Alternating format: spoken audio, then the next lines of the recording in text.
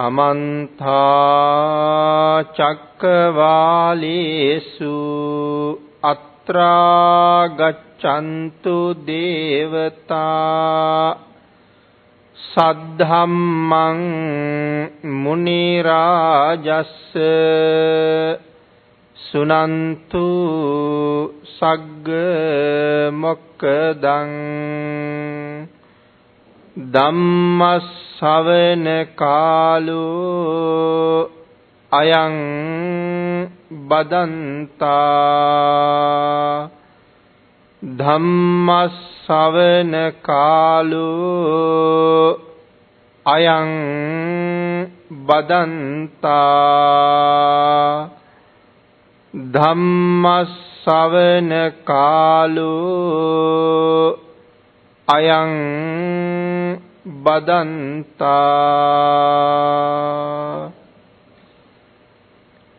නමෝ තස්ස භගවතු අරහතු සබ්බ ධම්මේසු අප්පටිහත ඥානචාරස්ස දස බලධරස්ස චතු වේසාරජ්‍ය විසරදස්ස සබ්බ සත්තුත්තමස්ස ධම්මිස්ස රස්ස ධම්ම රාජස්ස ධම්මස්සාමිස්ස තථාගතස්ස සබ්බඤුනෝ සම්මා සම්බුද්දස්ස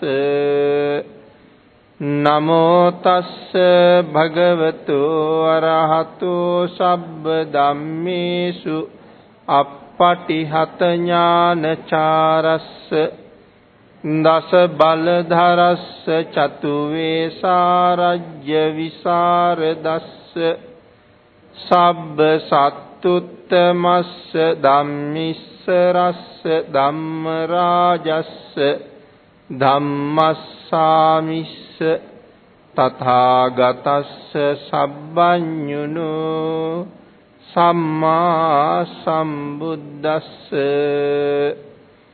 නමෝ තස්ස භගවතු අරහතු සබ්බ ධම්මේසු අප්පටිහත ඥානචාරස්ස දස බලධරස්ස චතු වේසාරජ්‍ය විසරදස්ස සබ්බ සත්තුත්තමස්ස ධම්මිස්ස රස්ස ධම්ම රාජස්ස ධම්මස්සාමිස්ස තථාගතස්ස සබ්බඤුනෝ සම්මා සම්බුද්දස්ස.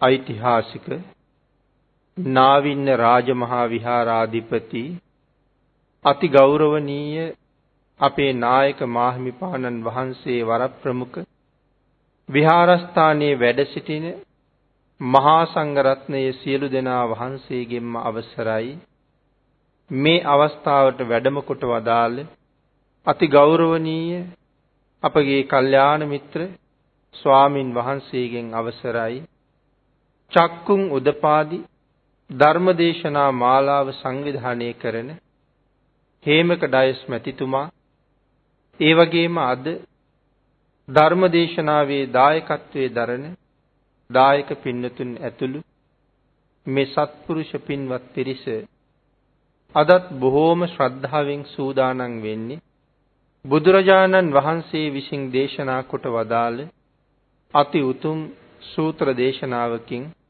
දහම් කරුණු ටිකක් දැන ඉගෙන ගන්න.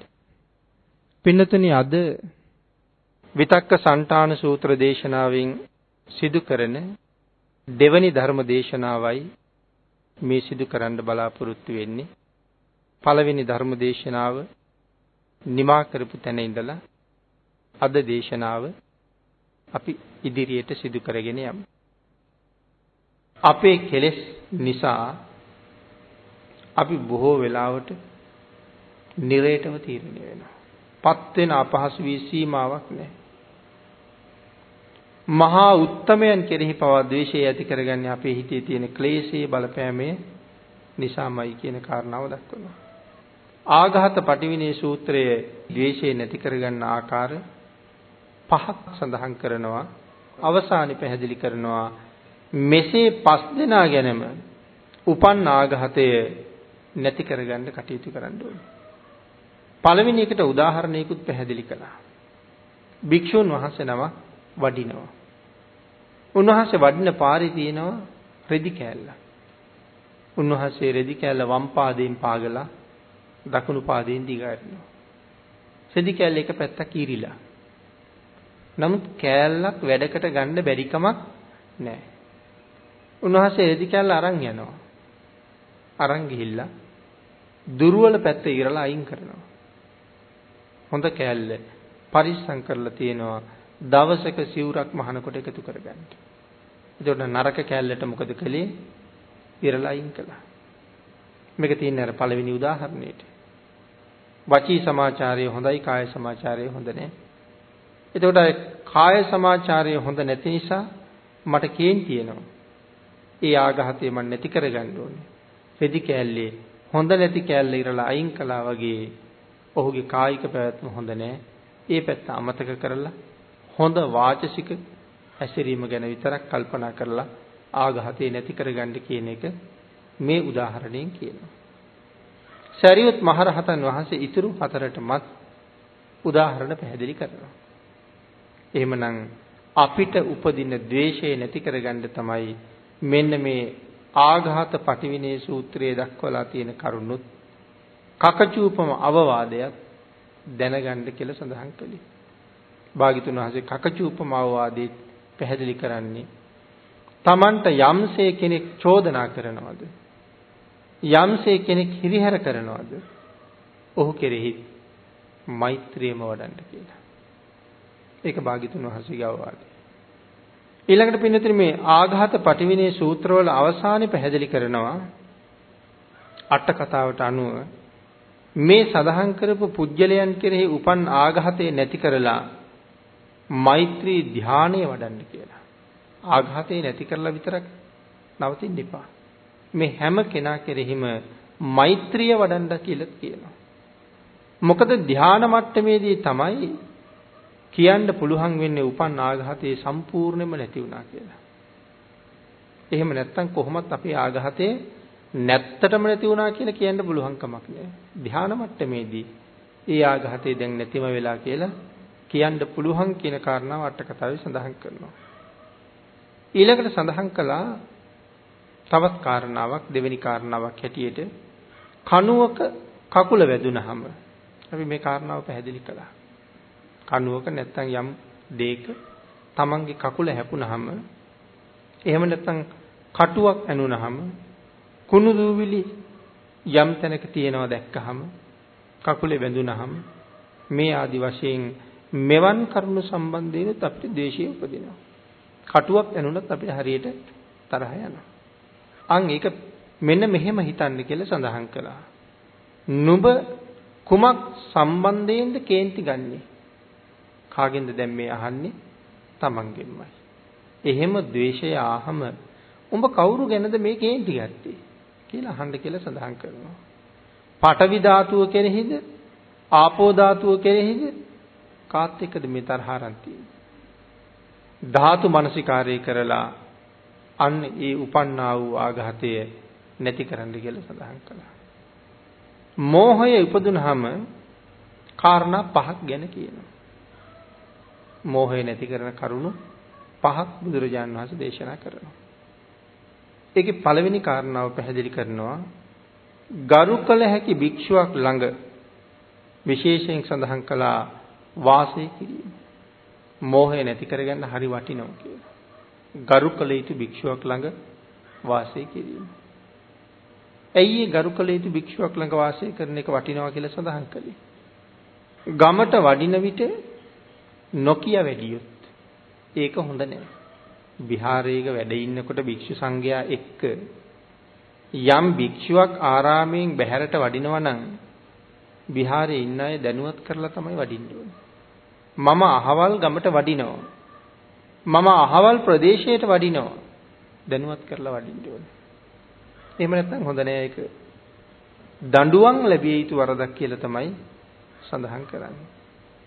එහෙම නැත්නම් වතක් කරන්නට යෙදුනහම නොකර ඉන්නවා.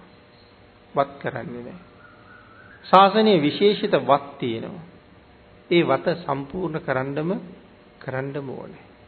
කොයිතරම් භාවනා කරන කෙනෙක් වුණත් වත සම්පූර්ණ කරන්නේ නැත්නම් සිල් සම්පූර්ණ වෙන්නේ නැහැ. 24 පැයම භාවනා කළත් ඵලයක් ලබන්න බෑ කියලා කියන්නේ. ඒ නිසා මේ වත අත්‍යවශ්‍යයි. ආදි බ්‍රහ්මචාරීක සීලය, ආභි සමාචාරික සීලය, මේ ආදි වශයෙන් සීලය කොටස් වලට බෙදලා දක්වලා තියෙනවා. වත අති අවශ්‍යයි. වත්තං න පරිපූර්ෙන්ති න සීලං පරිපූර්ති කියලා සඳහන් කළේ. වත සම්පූර්ණ නැති තැන කොහොමත් සිල් සම්පූර්ණ නැහැ. සිල් සම්පූර්ණ නැති තැන කොහොමත් සමාධිය වැඩෙන්නේ නැහැ. අංගේ හින්දා වත සම්පූර්ණ කිරීම අවශ්‍යයි. එහෙනම් මෙතන සඳහන් කළා වතක් කරන්නට යෙදුණු කල ඒක නොකර ඉන්නවා. පිළිතුරේ වත් පිළිබඳව සඳහන් කරාම මේ ශාසනයේ වත කොච්චර වටිනවද? අපේ සරියුත් මහරහතන් වහන්සේ ශාසනයට මොන තරම් ගරු කළාද? තමන් යා යුතු උසස්ම තැන ස්පර්ශය කළත් සම්බුද්ධ ශාසනයගේ චිරපැවැත්ම ගැන හිතුවා. පිණ්ඩපාතේ වඩිනකොට බුදුරජාණන් වහන්සේ ළඟින්ම වඩින්න ඕනේ සුදුසුකම් තියෙන කෙනා. නමුත් උන්වහන්සේ භික්ෂූන් වහන්සේලා පිණ්ඩපාතේ වැඩියට පස්සේ භික්ෂූන් වහන්සේලා පිඬුසිඟා වඩිනවා. සරියුත් මහරහතන් වහන්සේ සංඝයාගේ ආරාම ගානේ වඩිනවා. එයි සමහර වෙලාවට වේලෙන්න දාපු සිවුරු බිම වැටිලා තියෙන්න පුළුවන්. කුටිය ඇමදපු කොස්ස තැනක විසි කරලා දාන්න පුළුවන්. මිදුල ඇමදපු ඉදල ඔහේ නුසුදුසු විදිහට තියලා තියෙනවා වෙන්න පුළුවන්. නමුත් මේ ඔක්කොම සංඝලාභ. සියලු දෙනාම ආරාම වලින් බැහැරට ගියහම තීර්ථකයෝ එන්න පුළුවන්. තීර්ථකයෝ ඇවිල්ලා මෙවුව හොඳට විමසනවා. සිවුරු පිරිකර කොහොමද තියලා තියෙන්නේ? කුටි ඇමදලා පිරිසිදු කරලා තියෙනවද? මහ ජනතාව පූජා කරන මේ සංඝලාභ පිළිවෙලට තියලා තියෙනවද? ඒව බලාගෙන ගිහිල්ලා සමාජයට ගිහිල්ලා චෝදනා කරනවා. ශ්‍රමණ බවත් ගෞතමයන්ගේ ශ්‍රාවකයෝ මෙන්න මෙහෙමයි හැසිරෙන්නේ කියලා. ආන් ඒ චෝදනාව වෙන්න පටන් ගත්තොත් ඒක හොඳ නැත්තේ භාග්‍යතුන් වහන්සේට සහ ශාසනයට. ඒ හින්දා සරියුත් මහරහතන් වහන්සේ ඒ අවට කුටිවල ඒ සියල්ලම සම්පූර්ණ කරලා තමයි පිණ්ඩපාත වඩින්නේ. තමන් වහන්සේගේ කුටියේ ශිෂ්‍ය නමක් ඇමදලා දුන්නොත් සඳහන් කරනවා මහරහතන් වහන්සේ නැවතත් අමදිනවා කියලා. ඒ අර ශිෂ්‍ය භික්ෂුව ඇමදුවා හොඳ මදි හින්දා නෙමෙයි. තමන් වහන්සේගේ වත සම්පූර්ණ වෙන්න ඕනේ හින්දා. මෙවන් භික්ෂූන්ගෙන් මේ ශාසනයේ ලස්සනට පිරීලා තිබුණා. ඒ නිසයි සම්බුද්ධ ශාසනයේ ඒ තරම් ගරු ගම්භීරයි. ඉතින් ඒ හින්දා වත් අත්‍යවශ්‍යම සාධකයක්. අවශ්‍යයි වත්. එම්න සඳහන් කළා ගමට වඩින විට නොකිය වැඩියොත් වතක් යෙදුන කල නොකර හිටියොත් ආචාර්යයන් වහන්සේලා දඬුවම් කර්ම වලට ලක් කරන්න පුළුවන්. ආචාර්යවරු එහෙම කරනවා. නුසුදුසු වැඩ කරාම දඬුවම් කරනවා. වතුර කලකිරි 100ක් ගෙනල්ලා මෙන්න මේ වාජන ටික පුරවන්නේ දඬුවමක් දෙනවා. අන්න ඒ වාගේ දඬුවම් තියෙනවා. අන්න ඒ නිසා දඬුවමට බයි තමන් අතින් වෙන්න තියෙන වැරද්ද වළක්වා ගන්න හැම වෙලාවෙම සිහියෙන් ඉන්නවා. දඬුවමට බය නිසා. ඊළඟට සඳහන් කළා ඊටාම ගරු කටයුතු ආචාර්යවරයෙක් ඉන්නකොට මේවත් මග හරින්න හිතෙන්නේ නැහැ කියලා. ආචාර්යවරයා ඊටාම ගරු කටයුතුයි. එහෙම තැන වතපිලිවෙත අත්හරින්න හිතෙන්නේ වත සම්පූර්ණ කරන්නම හිතෙනවා. මග හැරියොත් දඬුවම් ලැබෙන බවක් දන්නවා. අන්න ඒ නිසා ඒ වත් කරන්න යෙදෙනවා. එහෙම යෙදෙනකොට මෝහය නැති වෙනවා කියලා පළමුවෙනි ක්‍රමය දක්වනවා. මේ වත් කරන්න යෙදෙනකොට මෝහය තමයි නැති වෙන්නේ.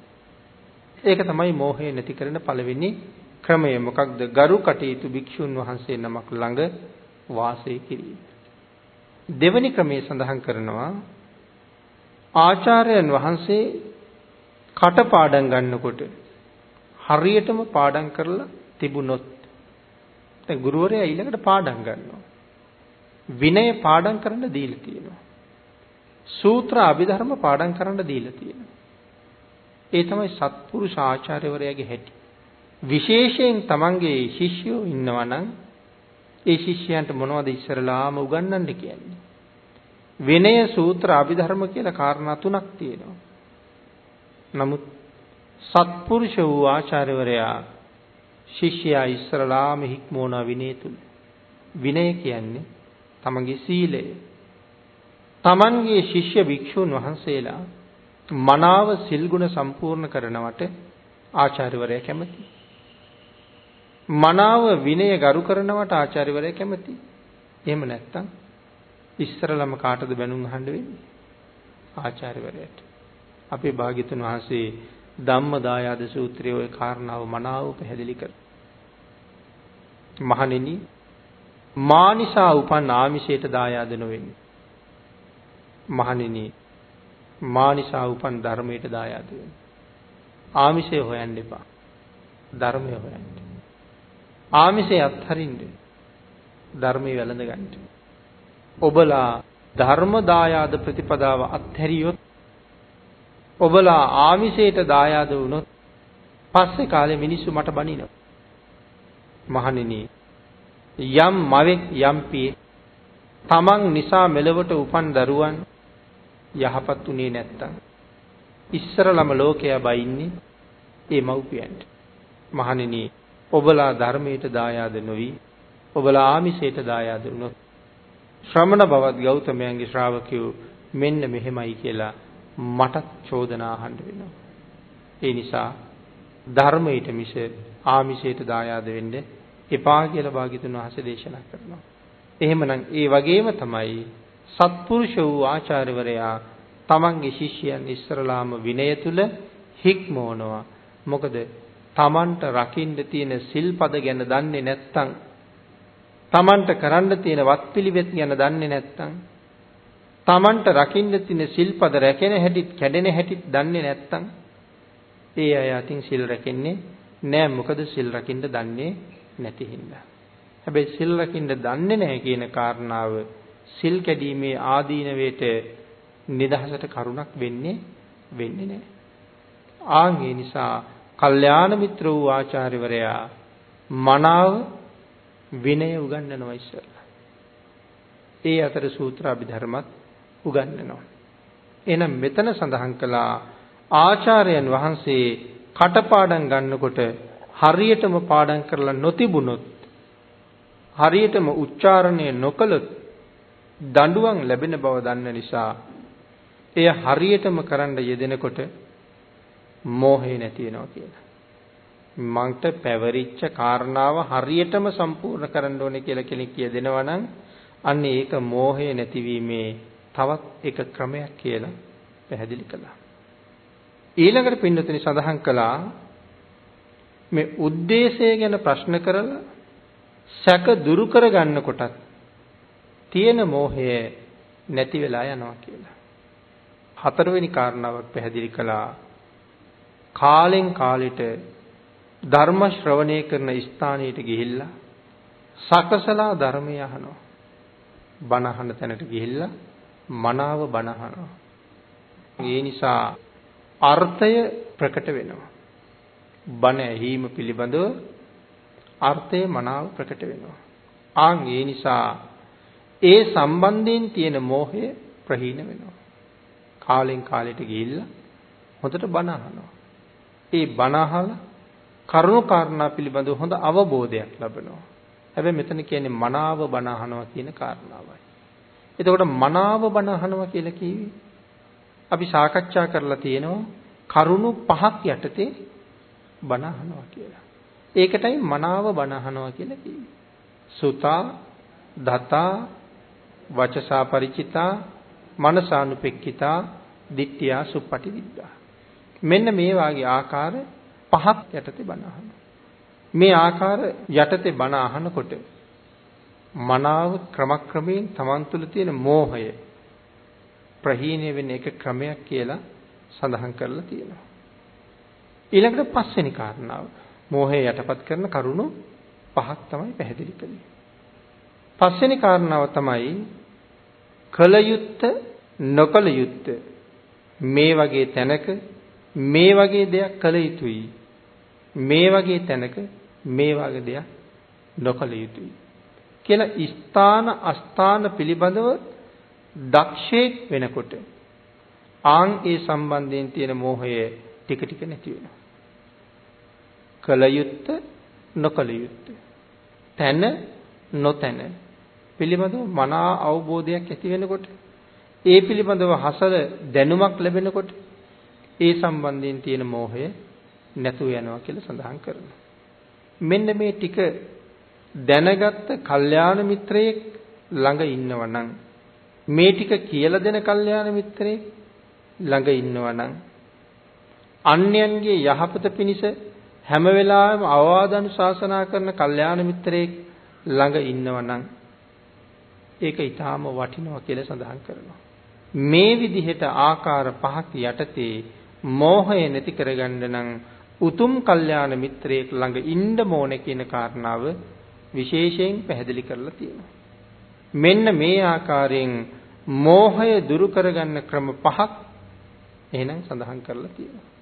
එහෙනම් දැන් ඡන්දය දුරු කරගන්න ක්‍රමය, ද්වේෂය දුරු කරගන්න ක්‍රමය, මෝහය දුරු කරගන්න ක්‍රමය.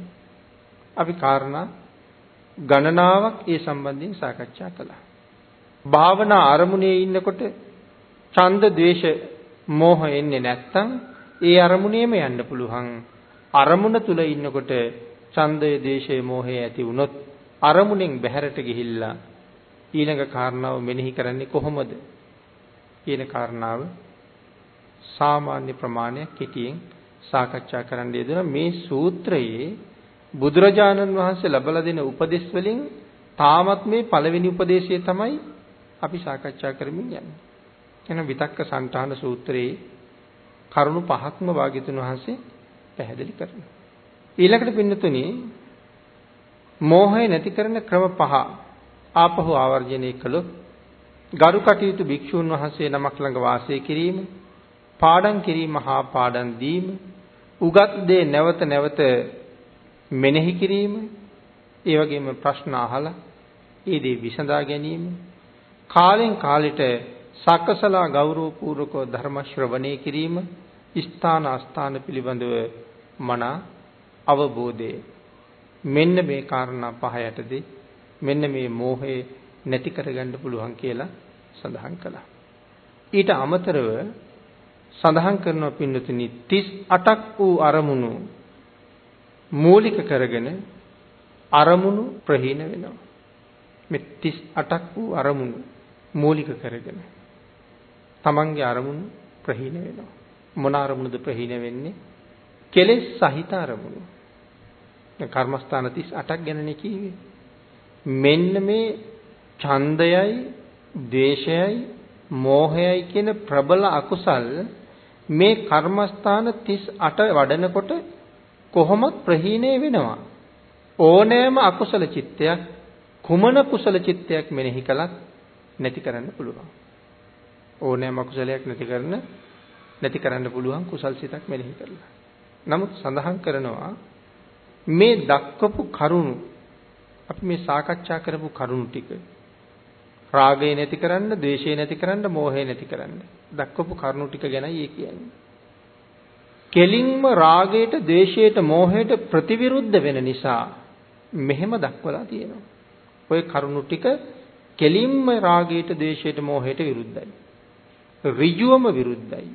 මේ 38ක් කරුණු වල වක්‍රව විරුද්ධ වෙන ක්‍රමයක් තියෙන්න පුළුවන්. නමුත් මේ කාරණා ටික ඍජුවම විරුද්ධයි මේ අකුසල ධර්මයන්ට. සඳහන් කරනවා කොහොමද? යම් ගින්නක් ඇවුලුණු තැනකට ඒ ගින්න නිමණ්ඩ අපිට හුඟක් දේවල් කරන්න පුළුවන්. ගිනි ගොඩට පස් දාන්න පුළුවන්. එතකොටත් ගින්න නිවෙනවා. ඊළඟට සඳහන් කළා එම ගින්න නැතිකරන්න තෙත දර වාගේ දේවල් දාන්න පුළුවන්. වේලුණු දර ඇවිලෙනවා. තෙත දර දාන්න පුළුවන් ගින්න නිවෙන්න. එතකොට ගින්න බාල වෙලා නිමිලා යනවා ටික ටික. අමු අතු ගොඩක් කඩලා දැම්මොත් ඒත් ගින්න නිවෙනවා. නමුත් පින්නතුනි පස් ගොඩකට යට කළත් යම් ප්‍රමාණයක් යටින් පැතිරලා යන්න තියෙන ඉඩක් සමහර වෙලාවට තියෙනවා. අමු දැව කඳන් දැම්මත් සමහර තද ගින්නක් තිබ්බ තැනක රත් වෙලා අමු කොටේ ගිනි ගන්නත් පුළුවන්. තෙත අතු දැම්මත් ඒ අතුත් රත් වෙලා එව්වත් වේලිලා ගිනි ගන්න පුළුවන්. නමුත් ඒ දේවල් වලින් ගින්න නිමන්නත් පුළුවන්. හැබැයි ඒ සියල්ලටම වඩා හොඳයි ජලය වැක්කිරුව. අය පැතිරෙන ප්‍රමාණයක් ඇත්තෙම නැහැ. ජලය වැක්කිරුවහම එතනම එහෙම්මම නිමිලම යනවා. අන්න ඒ නිසා සඳහන් කරනවා අපි මේ සාකච්ඡා කරපු කරුණු ටික ඡන්දයයි, ද්වේෂයයි, මෝහයයි නැතිකරන්න හරියට මේ ගින්න නිමණ්ඩ ජලය පාවිච්චි කළා වගේ ඍජුවම අකුසල ධර්මයන් නැතිකරන්න පුළුවන් කාරණා ටිකයි මේ දක්වලා තියෙන්නේ කියලා. ජලය කෙලින්ම ගින්නට විරුද්ධයි. අන්න ඒ නිසා ජලයෙන් නිමුවහම මනාකොට නිමුණා වෙනවා. එහෙනම් මේ කාරණා වලින් පිළියම් කරාම මේ රාග දේශ මොහ මනාවම නැති කරගන්න හරි පහසුවක් ලැබෙනවා කියන කාරණාවයි දක්වන්නේ. එහෙමනම් සඳහන් කරනවා මොන කුසල අරමුණ මෙනෙහි කෙරුවත් අකුසලයේ මඩින්න පුළුවන්. කුසල අරමුණු කෝක මෙනෙහි කරත් අකුසලයේ මඩින්න පුළුවන්. නමුත් ඍජුවම මඩින්න පුළුවන් අවස්ථා අඩුයි. වෙහෙසිලා මඩින්න පුළුවන්. ඒ නිසායි සඳහන් කළේ රාගයට අසුභය සහ අනිත්‍ය භාවනාවයි. සත්වයක් කෙරෙහි රාගය ඇති වුණොත් අසුභය වඩනවා.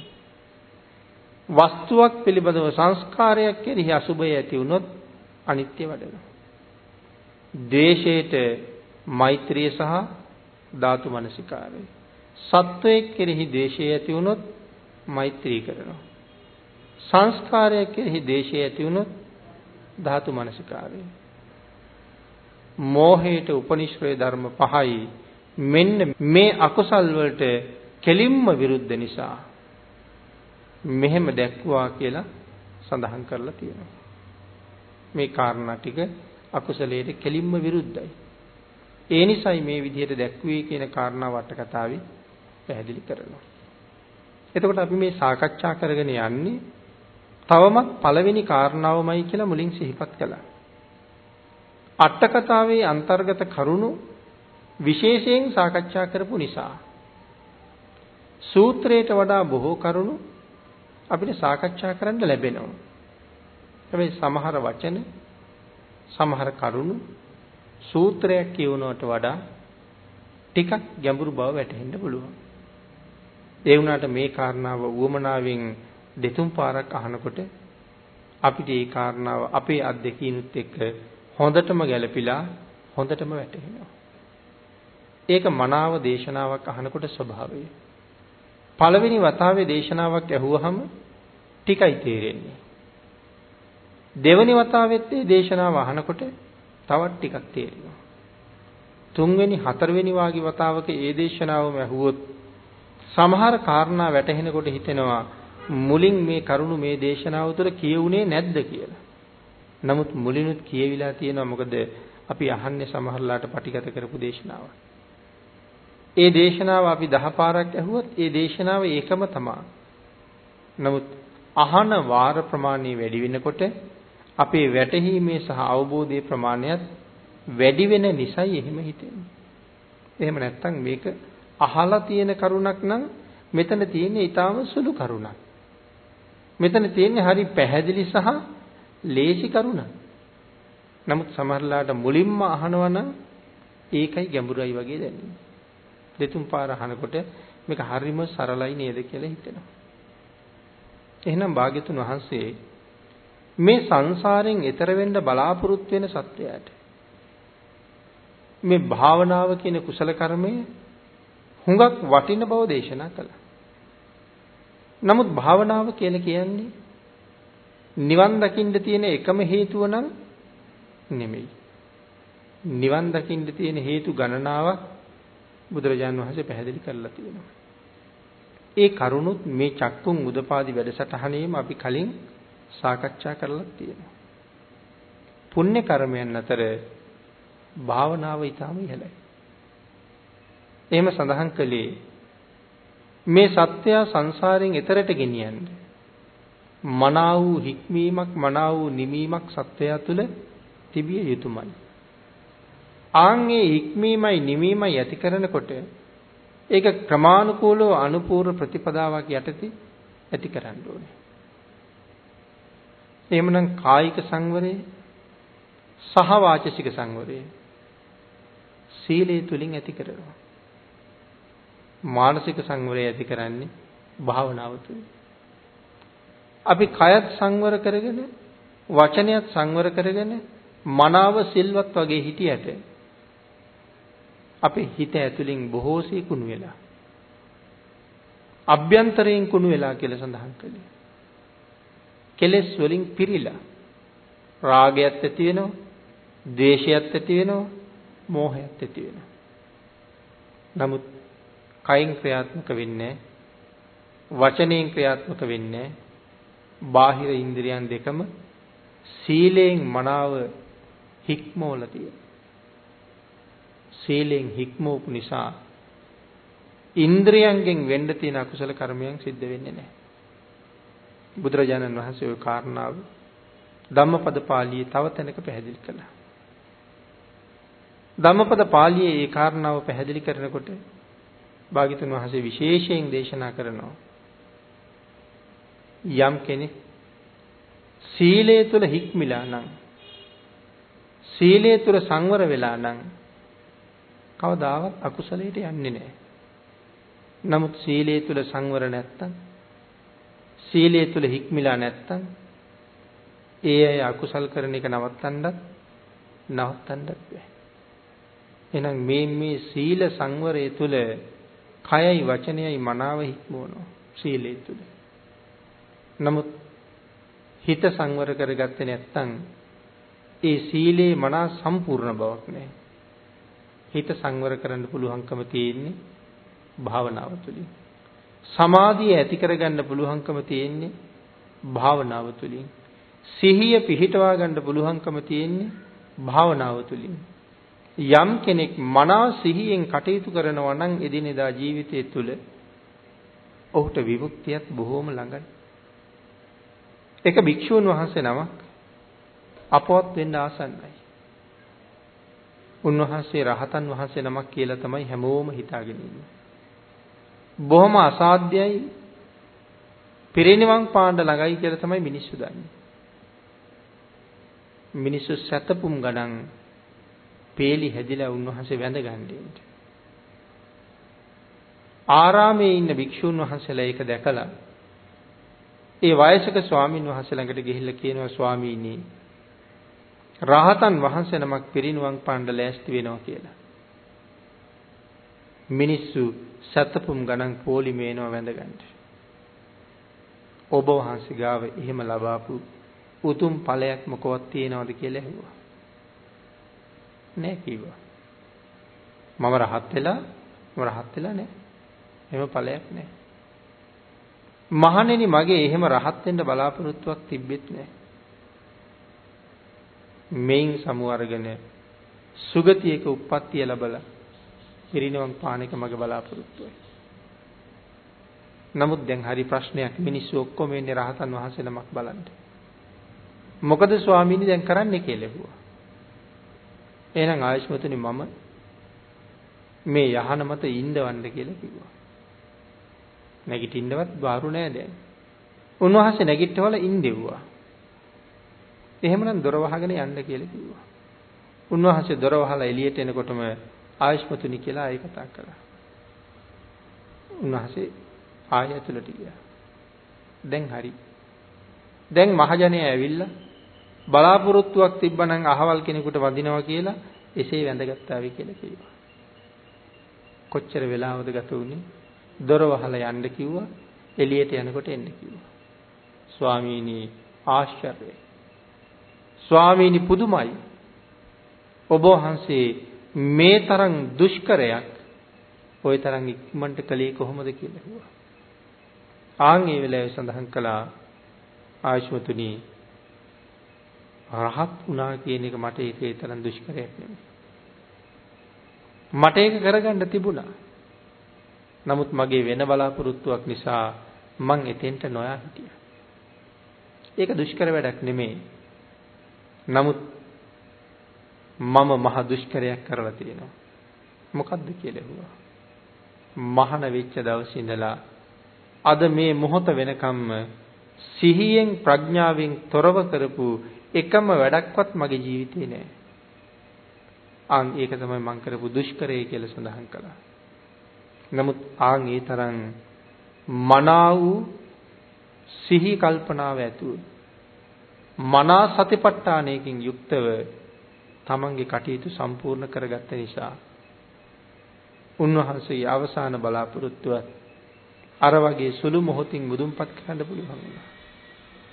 එහෙනම් මනා සිහිය ඇති කරගන්න නම් හිතේ සංවරය හරි වටිනවා. චිත්ත සමාධිය හැම කුසල කර්මයකටම මුල් වෙනවා. හැම කුසල කර්මයක්ම මහත් වූ කුසල් බවට පත් කරන්න චිත්ත සමාධියේ පුදුම උපකාරයක් කරනවා. එහෙම නැති වුණොත් අපි පින්කම් හුඟක් කරලා තියෙනවා. නමුත් මහත්ඵල වෙනකම් කරන්න තවම හරියට ශක්තිය තිබිලා නැහැ.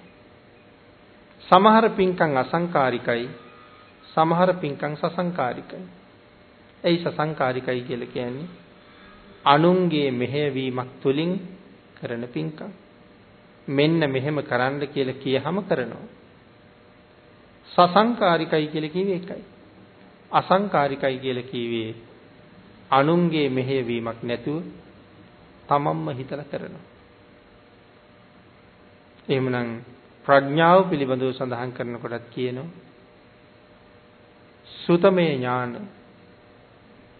චින්තාමේ ඥාන, භාවනාමේ ඥාන කියලා කාරණා තුනක්. එමෙතන් සුතමේ ප්‍රඥා, චින්තාමේ ප්‍රඥා, භාවනාමේ ප්‍රඥා කාරණා තුනක් තියෙනවා. එතකොට සුතමේ ඥාන කියලා කිව්වේ අහලා ඉගෙන ගන්නවට. චින්තාමේ ඥාන කියලා කිව්වේ හිතලා කරනවට. භාවනාමේ ඥාන කියලා කිව්වේ ගුණයක් වඩලා දියුණු කරනවට. හිත දියුණු කරනවට. භාවනාමේ ඥාන. මම සඳහන් කළා පින්කම් කරනකොට අසංකාරිකයි සසංකාරිකයි ආකාර දෙකයි කියලා. අසංකාරිකව කරන කුසල් වල බලය බොහොම වැඩි. සසංකාරික වුණත් අසංකාරික ඵල විපාක ලබන්න පින් කරන්න පුළුවන්කම තියෙන බව සමහර උදාහරණ වලින් පැහැදිලි වෙනවා.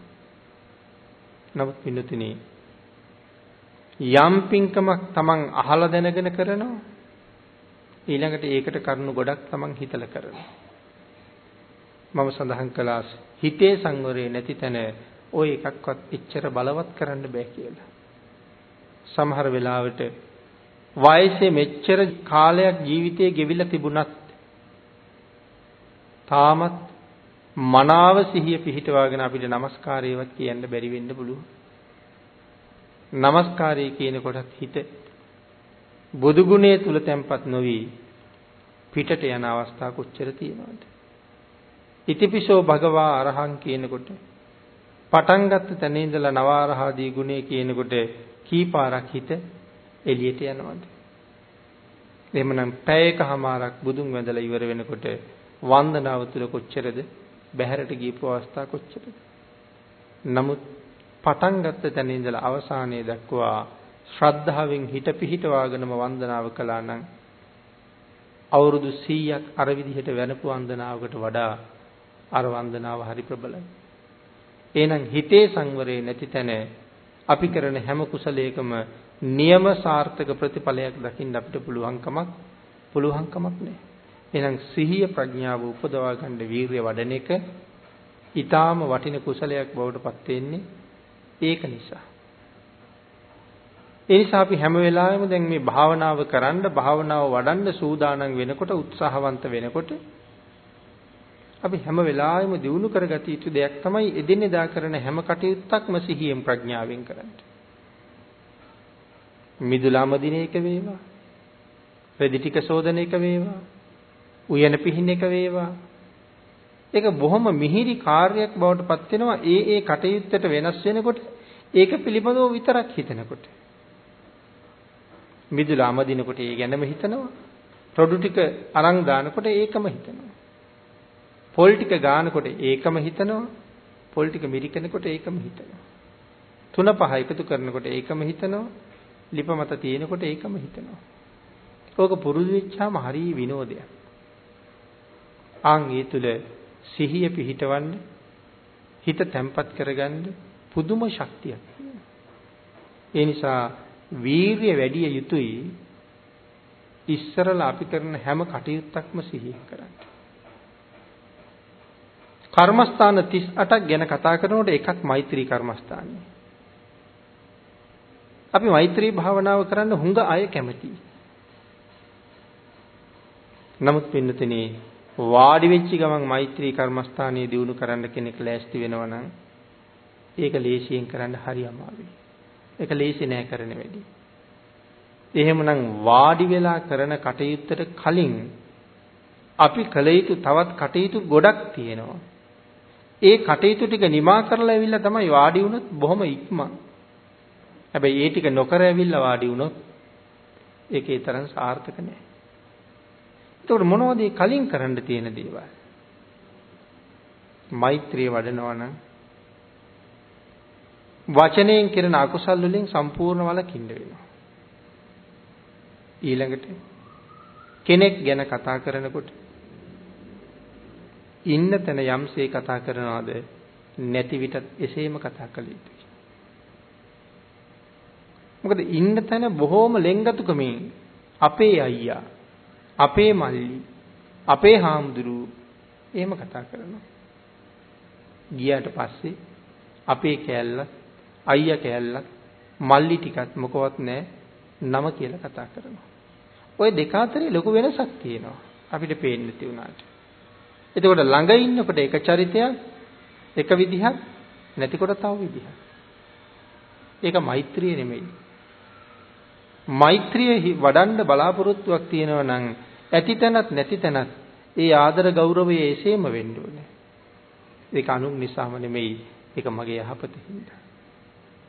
ඒ වාගේ කරුණු සාමාන්‍ය ජීවිතේ ප්‍රගුණ කරගෙන ඇවිල්ලා අන්තිමට වාඩි වුණොත් කාරණාව හරි පහසුයි. එහෙම නැත්නම් වාඩි වෙලා මොනවා හරි මෙනෙහි කෙරුවා මිසක් අපිට වෙච්ච දෙයක් නැතුව යනවා.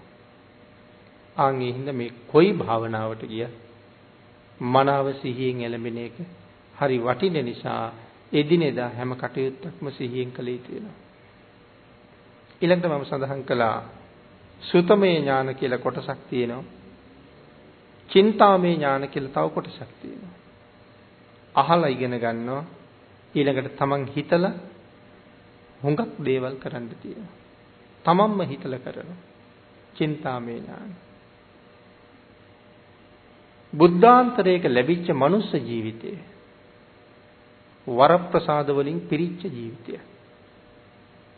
මිනිස්සු හරියට වරප්‍රසාද හොයන කාලයක්. වරප්‍රසාද වලට මිනිස්සු හරි කැමතියි. නමුත් හොයා යන වරප්‍රසාද වලට වඩා බුද්ධාන්තරයක ලැබිච්ච උතුම් මනුස්ස ජීවිතයේ වරප්‍රසාද වලින් පිරීලා තියෙනවා. හැබැයි ඒක මිනිස්සු හුඟක් දන්නේ නැහැ මේක වරප්‍රසාද පිරුණ කාලයක් කියලා.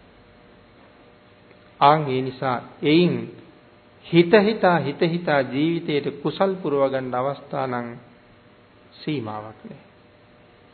එදිනෙදා අපි කරන බොහෝ කටයුතු ප්‍රතිපත්ති පූජාවක් බවට පත් කරගන්න එතකොට පුළුවන්. ඒ වාගේ කරුණු තුලත් සිහිය පිහිටවහම මනාව භාවනාවට හොඳ රුකුලක් ඒකෙන් ලැබෙනවා. හිත හිතා කරන කටයුතු ප්‍රතිපත්ති පූජාවක් කර හැකි කියලා කියහම සමහර වෙලාවට අපිට අද බුදුන් වඳින්න යන්න සිද්ධ වෙනවා. පන්සලට යන්න සිද්ධ වෙනවා. විහාරයට යන්න සිද්ධ වෙනවා. දානි ටික අරගෙන යන්න සිද්ධ වෙනවා. එහෙම ගියහම බුද්ධ පූජාව කරන්නත් වෙනවා. ඊයේ හුඟක් රැ වෙලා ගෙදර ඇවිල්ලා තියෙනවා. සමහර වෙලාවට නාගන්නෙත් නැතුව නිදාගෙන තියෙනවා. උදේ දානි ගෙනහිල්ලා බුද්ධ පූජාව කරන්න යන්නත් ඕනේ. යමෙක් හිතනවා නම් මං දානි ටිකත් අරගෙන බුදුහාමුදුරුවෝ ගාවටත් යන්න ඕනේ. නමුත් ඊයේ ඉඳලා තාම නාල නැහැ. මම බුද්ධ පූජාව අරගෙන යන්න ඕනේ නිසා පාන්දර සීතලේ වුණත් කමක් නැහැ නානවා. මොකටද නාන්නේ? බුද්ධ පූජාව කරන්න යන්න වෙන නිසා. එතකොට කවුරු ගාවට යන්න වෙන නිසාද? නාලා තියෙන්නේ බුදුරජාණන් වහන්සේ ගාවට යන්න ඕන නිසා. නැත්තම් හැන්දෑ වෙලා නාගන්නකම් ඉන්න තිබ්බා. ඒක බුදුරජාණන් වහන්සේ ගාවට යන්න කියලා අරමුණු කරාම ඒකේ විශේෂ කුසලයක් ලැබෙනවා. මම පිරිසිදු වුණෙත් බුදුරජාණන් වහන්සේ ගාවට. රැවුල කපා ගත්තෙත් බුදුරජාණන් වහන්සේ ගාවට යන්න. කොණ්ඩේ කපා ගත්තෙත් බුදුරජාණන් වහන්සේ ගාවට යන්න. ඇඳුම් සෝද ගත්තෙත් නැත්නම් සෝදපු ඇඳුම් ඇඳගත්තෙත් බුදුරජාණන් වහන්සේ ගාවට යන්න. එතකොට මේ දේවල් කරන්නේ බුද්ධ පූජාවට යන්න නිසා. නැත්නම් කරන්න ඕනේ නැහැ. තව ටිකක් ඉන්න පුළුවන්. එහෙම හිතහම ඔය හැම දෙයක්ම බුදුරජාණන් වහන්සේ නිසායි කරලා තියෙන්නේ. ඒ වගේ කාරණා වලින් ඒකයි මම කිව්වේ සුතමය පැත්තෙන්, චින්තාමය පැත්තෙන් අපිට කුසල් පුරව ගන්න තියෙන අවස්ථා ඔය විදියට හිතලා තවත් ගොඩක් දේවල් සිද්ධ කරන්න පුළුවන්. සමහර කෙනෙක් හරි කැමති නියපොතු වවාගෙන ඉන්න. මේ කාරණා සමහරලාට භාවනාවටත් හානි කරන දේවල් වෙනවා. ඒ හින්දා දැනගෙන කටයුතු කරනකොට ඒක නොහිතපු පැත්තකින් අපි බලාපොරොත්තු වෙන තැනට ලොකු ලාභයක් වෙනවා. නියපොතු හුඟක් දිග වෙච්චහම සමහරලාට හරියට මල් වට්ටියක්වත් හදාගන්න බෑ. මගේ නියපොත්තෙම වෙදිලා මල ඉරෙනවා. මල තැලෙනවා. ඒක තනක් සිවුම් විදිහට පොඩි වෙනවා. එහෙම තියෙන කෙනෙක් නියපොතු ටික කපන්න පුළුවන්. ඇයි? බුද්ධ පූජාව සකස් කර ගැනීම උදෙසා. කැමති වුණත් ඒ ටික අස් කරලා තියෙනවා.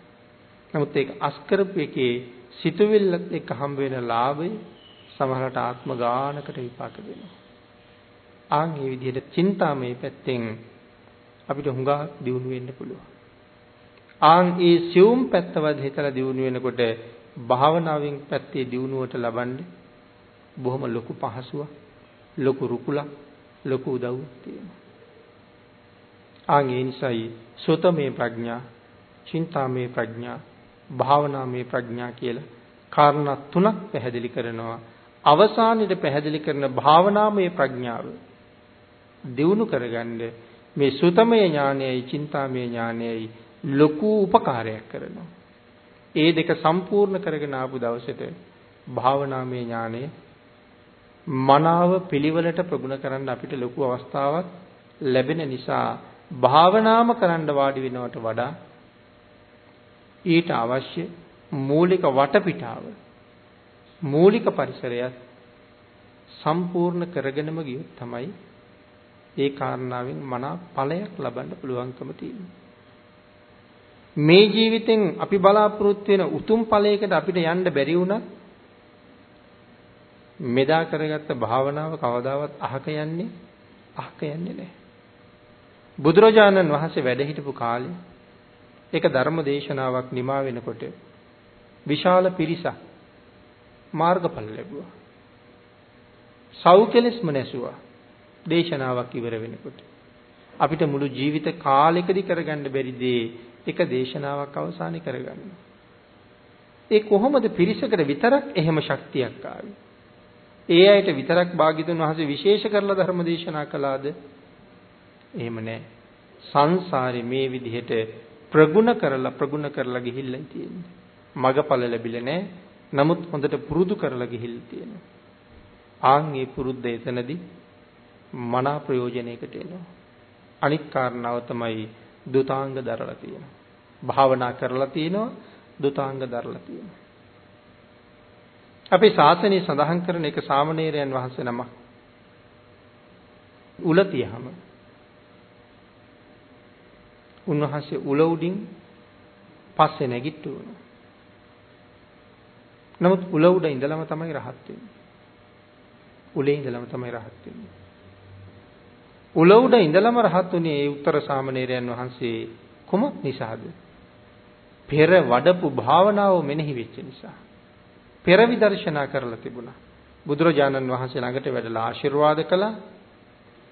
භාග්‍යතුන් වහන්සේගේ ආශිර්වාදයත් භාග්‍යතුන් වහන්සේගේ ශ්‍රී හස්තයේ ස්පර්ශයත් උලේ ඉන්න වේදනාව සදහටම නැති කරලා තිබුණා. අමෘතයෙන් අභිෂේක කෙරුවා වගේ වෙලයි හිටියේ. කොහොඹ උල උඩම රහත් වෙනවා. ඒකට හේතුව මොකක්ද කියලා කියනවා පෙර වඩාපු විදර්ශනාවේ ප්‍රතිඵල. එහෙමනම් මේ ජීවිතවල මේ උතුම් භාවනාව අපි ක්‍රමානුකූලව ටික ටික හරි සම්පූර්ණ කරනවා නම් ඒක කවදාවත් අහක යන්නේ. සාංශාරික සැපයට මනාරුකුල. මා පුණ්‍ය භායි සූත්‍රයෙන් භාග්‍යතුන් වහන්සේ දේශනා කළේ මහණෙනි මේ ලෝකේ වචනයක් තියෙනවා නම් පින කියලා. එහෙම නැත්නම් කුසලයේ කියලා. වචනයක් තියෙනවා නම් මහණෙනි ඒ කීවේ සැපයට නම. පින නැත්නම් කුසලයේ කියන්නේ සැපයට නම. මහණෙනි යම් කෙනෙක් පින් රැස් කරන්න අප්‍රමාදී වෙනවා නම් කුසල් රැස් කරන්න අප්‍රමාදී වෙනවා නම් එහෙම දෙපාරක් කිව්ව කියලා පිනයි කුසලයයි කියන්නේ දෙකක් නෙමෙයි එකක්. පින කුසලයේ එකක්. මේක රැස් කරන්න යමෙක් අප්‍රමාදී වෙනවා නම් ඔහු මොනවද මේ අප්‍රමාදීව රැස් කරන්නේ? සැප. පින් රැස් කරනවා කියලා කියන්නේ සැප රැස් කරනවා කියන එකයි. ඒකයි සඳහන් කළේ මේ ලෝකේ පින කියන්නේ සැපේට නමක් කියලා. අවුරුදු 7ක් වඩාපු මෛත්‍රී භාවනාව නිසා මහ බෝසතාණන් වහන්සේ ලැබපු සම්ප පිළිබඳව මා පුණ්‍ය භායි සූත්‍රයෙන් විශේෂයෙන් පැහැදිලි කරමින් තමයි මේ කාරණාව අපිට දේශනා කරන්නේ. ඒ නිසා භාවනාමය කුසලය අනිත් හැම කුසලයකටම වඩා හරි උතුම්. ඊළඟට අපි එදිනෙදා කරන තවත් බොහෝ කටයුතු භාවනාවක් සඳහා යොදා ගන්න පුළුවන්. හැම කටයුත්තක්ම සිහියෙන් කිරීම භාවනාවක්. ධර්ම ශ්‍රවණය කිරීම මනාව සම්පූර්ණ කරගන්නවා නම් භාවනාවක්. බණ පොතක් කියවන එක මනා සිහියෙන් කියවීමත් භාවනාවක්. ඒ ආදි වශයෙන් තවත් නොයෙක් කටයුතු සිහිය පිහිටවල කිරීම තුළ භාවනාවක් හැටියට මුදුන්පත් කරගන්න හරි පුළුවන්. ඒ පිහිටවන සිහිය විදර්ශනාවක් වඩන දවසට අපිට ලොකු උපකාරයක් කරනවා. ඒ නිසායි එහෙම සඳහන් කළේ. එhmenan ආඝාත පටිවිනේ සූත්‍රයේ භාග්‍යතුන් වහන්සේ භාවනාව වඩන අයට භාවනාවෙන් දියුණුවක් හොයාගෙන යන්න බලාපොරොත්තු වෙන අයට මූලිකව දේශනා කරපු සූත්‍රයක් වගේ අත්‍යවශ්‍ය කාරණා 5ක් පැහැදිලි කරුවා. ආඝාත පටිවිනේ සූත්‍රේනොත් ඒකට කරුණු ටිකක් එකතු කළා මේ ද්වේෂය නැති කරගන්න තැනට. එහෙනම් විතක්ක සංඨාන 5ක් තියෙනවා. ඒ විතක්ක සංඨාන 5න් පළවෙනි කාරණාවේ මූලික කොටසක් තමයි අපි මේ සාකච්ඡා කරන්නට යෙදුනේ. තවත් පළවෙනි කාරණාවේ කරුණු කීපයක් ඇතුළුව කාරණා 4ක් අපිට සාකච්ඡා කරන්න තියෙනවා. එහෙමනම් අදට ධර්ම දේශනාව අපි මෙතනින් නිමා කරමු. විතක්ක සංඨාන සූත්‍රයේ ඇසුරු කරගත්ත ඊතුරු කාරණා ටික චක්කුන් උදපාදි ඉදිරි වැඩසටහනේදී සාකච්ඡා කරන බලාපොරොත්තු ඇතුව ධර්ම ශ්‍රවණය කළ දේශනාවට සහභාගී වුණ ඔබ සියලු දෙනාටම ධර්ම ශ්‍රවණානිසංසයත් රත්නත්‍රි ආශිර්වාදයත් නොඅඩුව ලැබේවා කියලා ප්‍රාර්ථනා කරමු. ඊට අමතරව අපි රැස් කරගත්ත උතුම් ධර්ම දානමේ කුසලයේ අද මේ ස්ථානයේ වැඩ ඉඳිමින් අපට ආශිර්වාදයක් වෙමින් සද්ධර්ම ශ්‍රවණය කරන්ට යෙදුණු අති ගෞරවනීය අපගේ කල්යාණ මිත්‍ර අවසරයි අපේ නන්ද ස්වාමින් වහන්සේටත් මේ පුණ්‍ය ධර්මයන් අඩු නැතුව අනුමෝදන් වේවා. පින්කම සංවිධානය කරන අපි හේමකඩයස් මැතිතුමාටත් එතුමාගේ දයාබරණීය ස්වාමි දීනියටත් පින්කම සංවිධානය කරන්න නොඑක ආකාරයෙන් උදව් උපකාර කරන සියලු දෙනාටම අපේ ධර්මසිරි පියාණන් ඇතුළු පවුලේ සියලු දෙනාටම ඒ පුණ්‍ය ධර්මයන් අඩු නැතුව අනුමෝදන් වේවා. නිදුක් බව නිරෝගී බව චිරජීවනයේ ලැබේවා. ඓතිහාසික නාවින්න රාජමහා විහාරාධිපති නායක මාහිමිපාණන් වහන්සේ වරප්‍රමුඛ විහාරස්ථානයේ වැඩ ඉන්න සියලුම ස්වාමින් වහන්සේලාටත් ඔබ අප රැස් කරගත්ත මේ උතුම් පුණ්‍ය ධර්මයන් අඩු නැතුව අනුමෝදන් වේවා. විහාරස්ථ දායක කාරකාදීන් සියලු දෙනාටම ඒ පුණ්‍ය ධර්මයන් එසේම අනුමෝදන් වේවා. ඊ타ම ඉක්මන් භවයක ඊ타මත්ම කෙටි කාලයකින් සැප සහිත ප්‍රතිපදාවකින් චතුරාර්ය සත්‍ය ධර්ම අවබෝධය ලබන්න මේ කුසල් හේතු වාසනා වේවා කියලා ප්‍රාර්ථනා කරමු. ආකාශට්ඨා ච බුම්මට්ඨා දේවා නාග මහිද්దికා පුඤ්ඤන්තං අනුමෝදිත්වා චිරං රක්ඛන්තු ලෝක සාසනං දේවෝ වස්සතු කාලේන සස්ය සම්පatti හෝතු ච පීතෝ භවතු ලෝකෝ ච රාජා භවතු ධම්මිකෝ.